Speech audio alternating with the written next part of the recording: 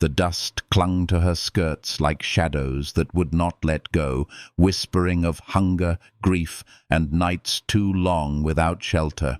Eliza Carter stood in the center of that sun-scorched street, a widow with a ring that no longer promised forever, clutching it as if it were both curse and salvation.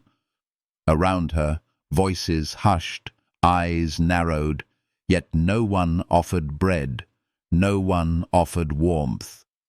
She pushed the band across the counter, her hand trembling, as if she could trade her sorrow for survival. The shopkeeper's rejection cut deeper than hunger itself. Gold had no value where the earth demanded sweat and strength.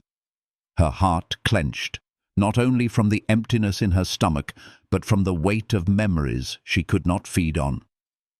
Then a voice broke through the heat and dust, steady, grounded, carrying something she had almost forgotten: kindness. She turned, and in that moment the prairie shifted, not in its vastness, but in the way it held her, seen, not as a beggar, but as someone worth more than metal. Healing, fragile as dawn, brushed against her tired spirit. This was not the end. Not yet. There was something stirring beyond desperation, something that would demand courage and promise a different kind of belonging. And so her story began to move, like wagon wheels rolling toward an unknown horizon, carrying her into the hands of destiny. If you feel this moment touch your soul, let your heart respond, leave a comment and subscribe, because sometimes stories like this remind us that even in the harshest places, hope finds a way to bloom. The air shimmered with heat, the kind that made the horizon bend like a mirage, and the dust rose in lazy spirals as if the land itself wanted to erase her footprints. Eliza Carter's boots were worn thin, her dress clinging to her as if it too was tired of carrying her forward. She gripped the small gold band in her palm so tightly it left an imprint on her skin, the last fragment of a life that no longer existed. The storekeeper's refusal echoed in her ears, sharp and merciless, reminding her that memory could not fill an empty stomach, and that love lost could not buy bread. Hunger clawed at her insides, grief pressed against her ribs, but beneath it all, something deeper stirred, a faint whisper that she could not yet name, something more enduring than gold, something more vital than survival. The street around her faded as a voice entered the moment, steady as the earth beneath her feet, eyes that carried both the prairie's wildness and its quiet strength, fixing on her as if she were not broken but unfinished. She felt the words land inside her like water on parched ground. Gold isn't what we need, you are. In that instant, she was no longer invisible. The weight of sorrow loosened ever so slightly, replaced by the fragile spark of possibility. Healing did not always come in grand gestures. Sometimes it arrived in a glance, a kindness, a reminder that even the most desolate soil could grow something tender if given a chance. And as she clutched her ring not to surrender it, but to carry it differently, her story began to shift. It wasn't just survival she was stepping into, but a journey toward belonging, toward a love that would see her scars and call them strength. If this story stirs your heart, let it ripple outward. Leave a comment, share your thoughts, and subscribe. Your presence here is more than a number. It is part of the healing rhythm, the gentle reminder that in a world of dust and hunger, connection is the bread we all need. And as the wagon wheels of fate began to turn, carrying her beyond despair into something yet unwritten, the horizon opened wide, inviting her and us into the next chapter of her becoming. The wagon wheels creaked over the uneven road, their rhythm a lullaby that almost masked the thunder of Eliza's own heartbeat. She sat stiffly on the wooden seat, the faint scent of leather and dust mingling with the sharper tang of horses and sun-warmed earth. Daniel Harper's steady hands guided the reins as if he had been born into this landscape, a man carved by the prairie itself. He did not speak much, and the silence between them felt neither heavy nor cold, but watchful, as though the air around them had begun weaving threads neither of them fully understood. Eliza's fingers curled around the ring in her pocket, her last fragile tether to Thomas, to Missouri, to a life that was gone. The ache of loss pressed against her, sharp and familiar. Yet as the horizon stretched endlessly before her eyes, she felt the faintest release, like the slow unfurling of wings long kept hidden. Daniel glanced at her only once, but the look lingered in her memory. Green eyes, the color of prairie grass after rain, carrying both strength and gentleness. He asked nothing, demanded nothing, yet his presence carried the assurance of someone who had weathered storms and learned that survival was not cruelty, but compassion dressed in grit. "Out here," he had said, "we don't trade away memories. We carry them different." The words nested inside her like seeds, waiting for warmth to coax them into bloom. She had thought herself hollow, emptied by grief. But perhaps emptiness was only the space where something new might grow. Healing, she realized, did not mean forgetting. It meant remembering differently, with tenderness instead of pain. As the sun dipped lower, spilling amber light across the wide fields, shadows stretched long and soft, and the land itself seemed to open in welcome. The ranch appeared in the distance, simple buildings rising like an island of refuge against the sea of grass. Her heart twisted with fear and longing, fear of belonging nowhere, longing for a place where her hands and heart might matter again.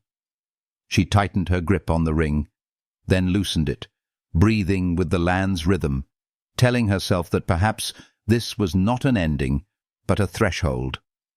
And as Daniel's voice cut through the wind, low and steady, "Welcome home, such as it is," something inside her leaned forward, hesitant yet willing, into the uncharted horizon of her new beginning, where memory, hunger, and hope would weave into the quiet miracle of survival and the possibility of love. The kitchen smelled of dust, scorched pots, and neglect, a room waiting for hands that knew the rhythm of care. Eliza stood in the doorway, sleeves rolled high, the last light of sunset catching in her hair as she surveyed the chaos left behind by ranch hands who had tried and failed to coax meals out of blackened iron. Daniel set her carpetbag aside without a word, his quiet respect granting her space to claim this place as her own. She touched the edge of the stove, cool now but scarred with the memory of misuse, and felt something stir within her, not despair, but the old steady courage she had once used to knead dough in a shopkeeper's kitchen far away. Her grief did not vanish, but in the scent of flour and beans, in the weight of simple tools, she glimpsed the possibility of healing through work, through feeding others, through transforming hunger into comfort. When she asked how many mouths she would be feeding, Daniel's answer, 8 men, his father, and himself, should have daunted her, but instead it anchored her. Numbers meant predictability, and predictability meant order. She moved through the shelves, assessing the provisions: flour soft with promise, cornmeal golden as sunlight, potatoes and onions waiting like faithful companions. She could work with this. She could build something nourishing here, not only for them, but for herself. The men's laughter carried faintly from the yard, rough voices softened by expectation. For too long she had been a woman adrift, carrying grief like a stone. Now, perhaps, she might become a woman whose hands created warmth in the hollow spaces of others' lives.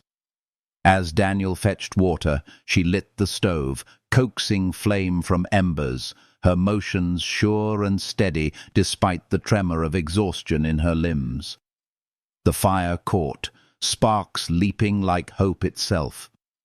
The room brightened, shadows fleeing to the corners, and for the first time since Missouri, she felt as though she belonged to the present moment. When the ranch hands finally shuffled in, boots heavy on the floorboards, their wary glances softened into something like reverence at the sight of real food. Beans properly seasoned, cornbread golden, pork crisp at the edges. Silence fell as they tasted, broken only by the boyish moan of delight from Billy, the youngest. And in their hunger turning into gratitude, Eliza felt her heart ease, her grief loosen its grip. Work could be healing.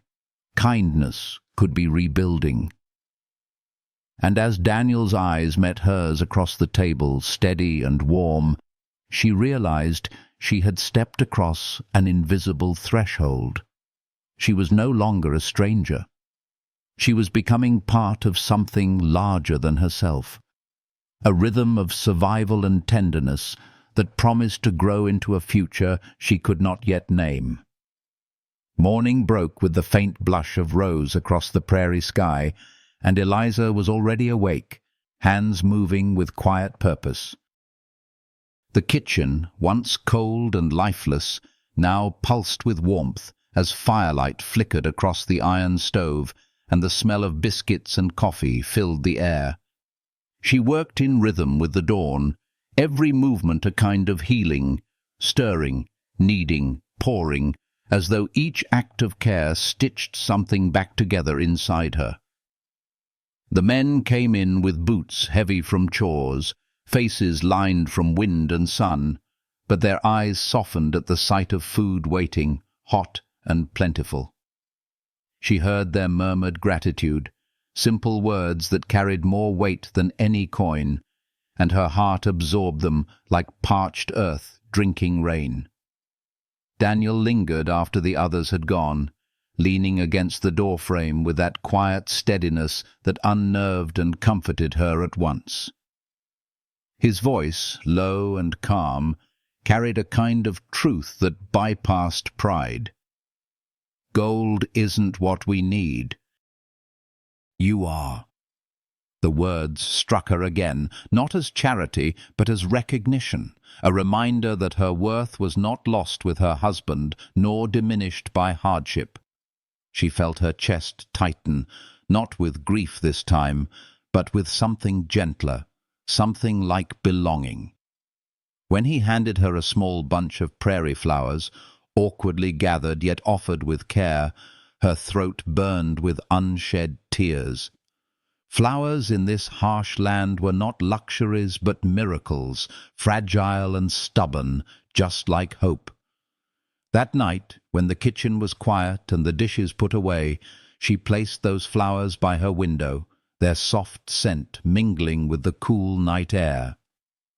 Through the glass, stars scattered across the sky like promises too vast to count, and for the first time in many months she felt the ache of grief ease into something she could hold without breaking.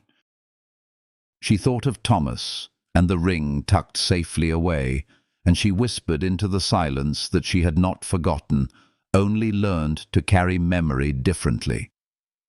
As she lay down on the narrow bed, the prairie's wind singing faintly beyond the walls, she felt the possibility of tomorrow settle into her bones, not as a threat, but as an invitation. The land might still demand everything, but it was beginning to offer her something back: strength, steadiness, and the quiet beginning of love.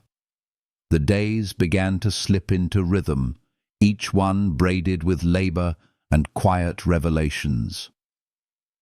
Eliza rose before the first hint of light, her body learning the demands of this untamed land, her hands finding confidence in every loaf of bread pulled golden from the oven, in every steaming pot of coffee poured with care. What had once been grief's hollow weight inside her began to feel like steady ground, a foundation she could stand upon.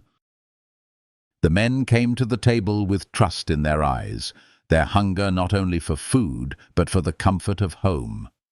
Even Jacob Harper, stern and weathered by years of loss, offered small nods of approval, as though the presence of her meals, her quiet order, stitched new seams into a house long frayed. It was Daniel, though, whose presence unsettled her heart most. He carried himself with the unshakable grace of a man who knew the land's cruelty and still chose to plant roots in it. His voice was low and sure, his laughter rare but worth waiting for, like rain after drought. She found herself watching the way the evening sun bent gold across his shoulders, the way his eyes softened when she caught him studying her without words. Yet there was no pressure in his gaze, only respect, the kind of steady attention that made her feel seen not as a burden or a widow, but as a woman becoming something new. Healing came quietly, not through grand declarations, but through these small exchanges, prairie flowers left on her sill, his easy presence as he helped with dishes, the warmth of silence shared without fear. One afternoon, as she worked in the garden behind the house, her hands buried in soil that smelled of possibility, Daniel approached with a horse at his side. His voice carried the timbre of invitation, not command. "There's more to the ranch than what you see from the kitchen. Come ride with me." She looked down at her dirt-stained apron, then back at him, and something within her whispered that it was time to step beyond survival into the living. The prairie stretched wide before them, endless and raw, yet she felt no fear as she mounted, only the thrill of being carried into a horizon she had once thought forever closed. The wind tangled her hair, the earth opened beneath her, and for the first time in months she felt herself not just existing, but breathing fully, as though the land itself was reminding her she was alive. And in the steady presence of Daniel at her side, she sensed that whatever storms still waited, she would not have to face them alone. The prairie had its own way of testing those who dared to root themselves in its soil. Eliza learned this one restless afternoon when the air thickened with the smell of rain, and the men rode hard against a storm gathering on the horizon. She was kneading bread when Billy burst through the door, face pale, words tumbling out about Daniel thrown from a colt, his shoulder bent at an angle no man could bear without pain.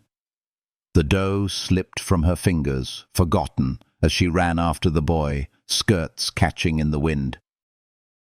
When she reached the corral, a circle of ranch hands parted, and there he was, leaning against the fence, his jaw tight, breath shallow, but his eyes still steady. Relief and fear tangled so fiercely in her chest she could hardly breathe. She knelt beside him, hands sure though her heart quivered. Her father's teachings came back, lessons learned in a home long gone. How to set bones, how to recognize the sharp angle of dislocation. "It needs to be done now," she said softly, and he met her gaze without hesitation, a trust so deep it made her throat ache. With a swift pull, she set the joint back into place.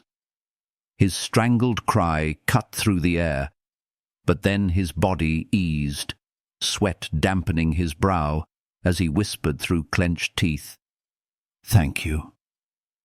That single touch of his good hand brushing hers carried more than gratitude.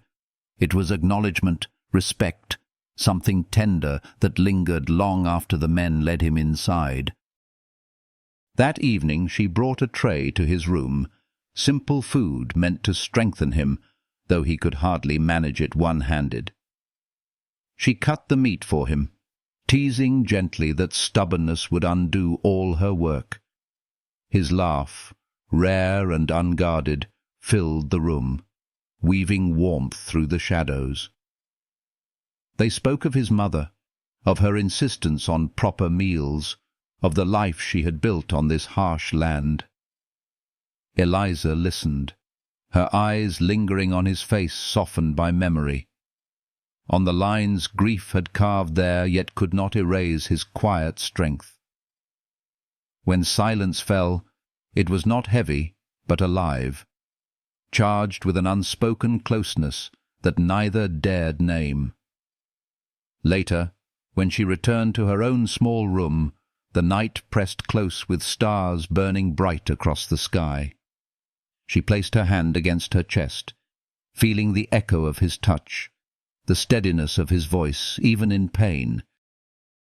The prairie was still dangerous, its trials unrelenting, yet within its vastness she had found a place where her hands mattered, where her courage had meaning, where a man's green eyes held not pity, but something that trembled on the edge of love.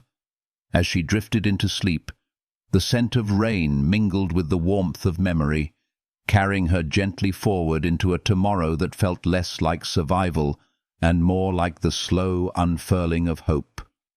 Sunday sunlight spilled soft and golden across the ranch, wrapping the fields in warmth that seemed to ease every scar the land had carried through storm and hardship.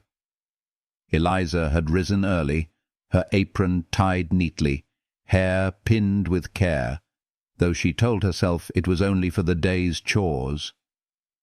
In truth, she felt the stir of anticipation humming beneath her ribs, a melody she had not known for so long that she barely recognized it as hope.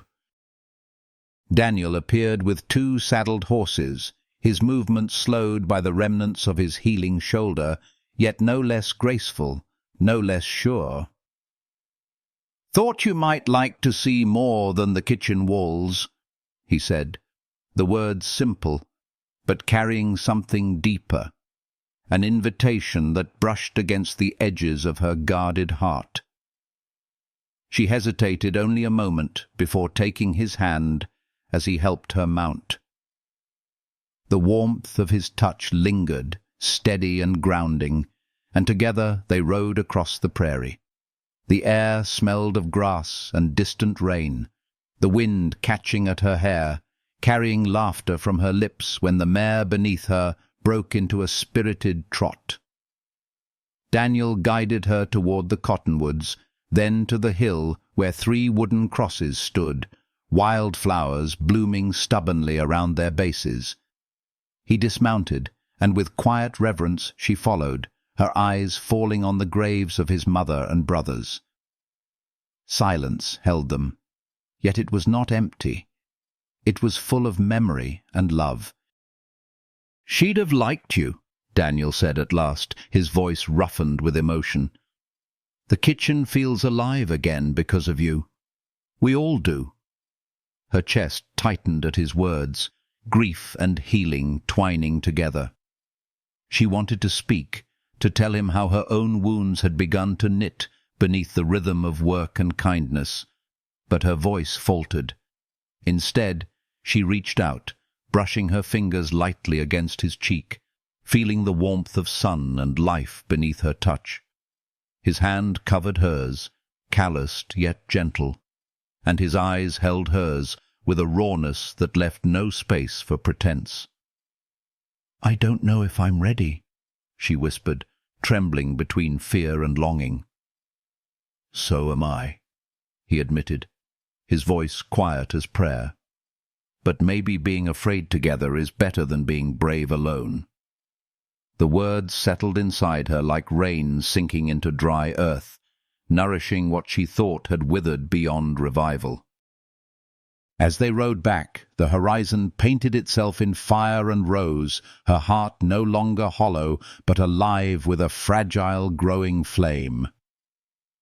That night, when she slipped the gold band from her finger and set it gently on the washstand instead of wearing it to bed, she did not weep. The gesture was not surrender, but a soft beginning, a healing step toward carrying memory as foundation, not weight. She lay awake, listening to the steady hum of the prairie, knowing that something had shifted forever, that love, new and uncertain yet undeniable, was quietly taking root in the soil of her soul. The festival dawned bright and alive, the kind of morning that carried laughter on the wind before the first fiddle bough had even struck. Eliza stood in her small room, the dress Jacob Harper had pressed into her hands folded carefully across the bed. Its fabric was simple, scattered with tiny blue flowers, yet when she slipped it on, she felt a hush move through her, like wearing someone's blessing stitched into every seam. Her fingers trembled as she pinned her hair with the ribbons that had once belonged to Margaret Harper, and when she caught her reflection in the small mirror, she barely recognized the woman gazing back. No longer hollow-eyed with grief, no longer the widow clutching a ring in desperation, but a woman carrying memory gently and carrying herself with quiet strength.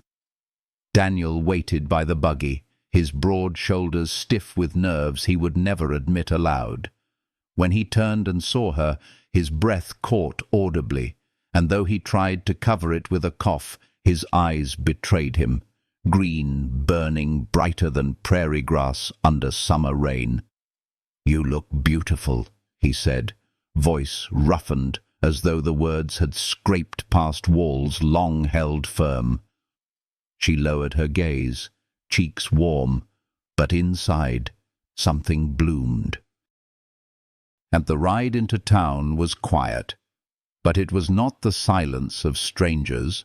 It was the silence of two souls who had begun to learn one another's rhythm, who had discovered that even quiet could be healing when shared. The festival was a storm of color and sound, lanterns strung like constellations, pies steaming on tables, children weaving between adults with sticky hands and wild laughter. Whispers followed them, heads turned, but Eliza lifted her chin and let the weight of gossip slide from her shoulders. She had lived through worse than talk. Daniel's hand brushed hers as they walked, not possessive, only steady, and the faintest spark leapt from that touch straight to her heart. When he asked her for a dance beneath the glow of lanterns, she placed her hand in his without hesitation, letting him guide her into the music. His movements were careful, deliberate, as though she were something fragile, but his eyes never left her, and in their depths she saw no pity, only reverence. As the waltz carried them across the floor, the world fell away until only his heartbeat and her breath remained, woven together by the steady rise and fall of their steps. It was then he told her of Catherine, the fiancée who had abandoned him for a life less hard, and his voice carried both pain and relief in the telling. Eliza listened, her own scars answering his, and when he said, "You're not Catherine, you're Eliza," and that's everything, her eyes stung with tears she did not fight. For in his words, she was no longer a widow clinging to ashes, but a woman seen for who she was becoming. Later, when the music quieted and the crowd thinned, Daniel kissed her, soft and reverent, his lips tasting of promise and beginnings. She leaned into him, feeling the walls of grief crumble, replaced by something fierce and tender all at once. In his arms she was not a burden, not a survivor merely scraping by. She was home. And in that embrace, Beneath stars and lantern light, Eliza understood that love on this harsh prairie was not fragile. It was fire, it was shelter, it was healing made flesh. So if this journey touched a corner of your soul, let it linger and take root.